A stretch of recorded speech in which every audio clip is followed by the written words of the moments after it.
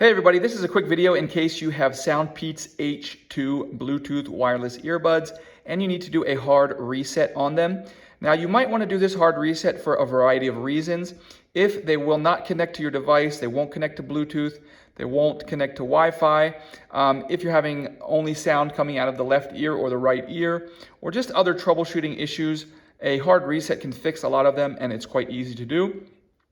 All we need to do is open the case and put them in the case as shown here and make sure that they're charging while they're in the case. They need to be charging. Now, once we've confirmed all that, we're just going to come in and we're going to press the multifunction button on the back of each earbud.